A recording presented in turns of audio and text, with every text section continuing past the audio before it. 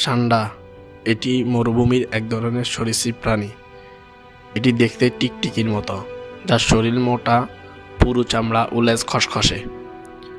সান্ডা মরুভূমিতে বাস করে। সাধারণত বেদুইন ও গ্রামীণ লোকেরা বেশি খেতে দেখা যায় এটা। ইসলামে বিভিন্ন প্রাণী খাওয়া হালাল না হারাম তা নিয়ে সুস্পষ্ট দিক নির্দেশনা রয়েছে। সান্ডা খাওয়ার বিষয়টি ইসলামী ফিকাহ এবং হাদিস অনুযায়ী কিভাবে দেখা হয় এই বিষয়ে আলোচনা করব আজকের এই পর্বে।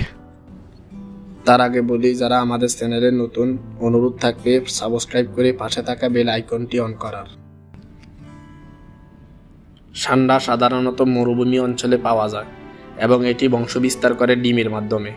প্রাপ্তবয়স্ক সান্ডার দৈর্ঘ্য প্রায় 85 সেন্টিমিটার পর্যন্ত হতে পারে।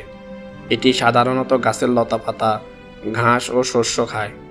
মরুভূমির প্রাকৃতিক পরিবেশে বেঁচে থাকে, যা সান্ডা নামক প্রাণীকে অন্যান্য সরীসৃপ জাতীয় প্রাণী থেকে আলাদা করে তোলে। সান্ডা খাওয়া কি হালাল? সান্ডা খাওয়া নিয়ে হাদিসে বিভিন্ন আলোচনা পাওয়া যায়, যা থেকে বোঝা যায় এটি খাওয়া নিষিদ্ধ নয়। রাসূল সাল্লাল্লাহু আলাইহি ওয়াসাল্লাম নিজে এটি খাননি। এর কারণ হিসেবে তার ব্যক্তিগত অপছন্দ এবং খেতে অভ্যস্ত না হওয়ার বিষয়টি উঠে এসেছে। হযরত আয়েশা রাদিয়াল্লাহু তাআলা আনহা থেকে বর্ণিত, রাসূল সাল্লাল্লাহু আলাইহি ওয়াসাল্লামের কাছে একবার এক লোক সান্ডা হাদিয়া দেয়। তিনি তা খাননি, কিন্তু এটিকে হারামও ঘোষণা করেননি। ইবনে ওমর রাদিয়াল্লাহু তাআলা আনহু বর্ণনা করেন, রাসূল সাল্লাল্লাহু আলাইহি ওয়াসাল্লামকে সান্ডা সম্পর্কে জিজ্ঞাসা করা হলে তিনি বললেন, আমি এটি খাই না, তবে এটিকে হারামও বলি না।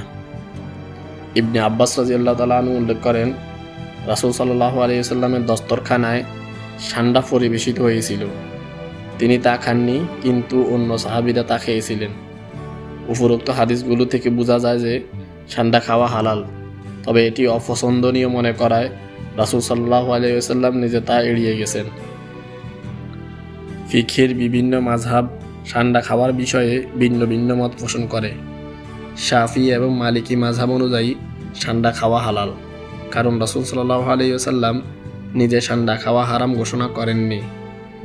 হানাফি আলেমগণ এটিকে মাকরুহ বলেছেন, তবে মাকরুহ হওয়া বলেই তা হারাম নয়।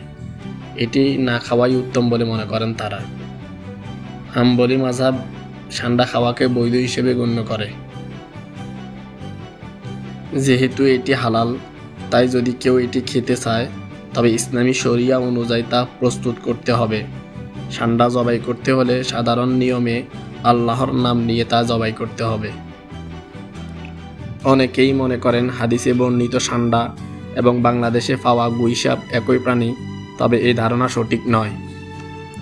এটি ইসলামিক খাদ্যবিধি এবং নবীজির সুন্নাহর প্রতি সম্মান দেখিয়ে খাওয়া যেতে পারে, তবে না খাওয়ারও কোনো বাধ্যবাধকতা নেই।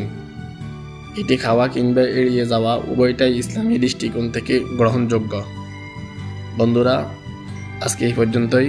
দেখা হবে অন্য কোনো ভিডিওতে। আল্লাহ হাফেজ।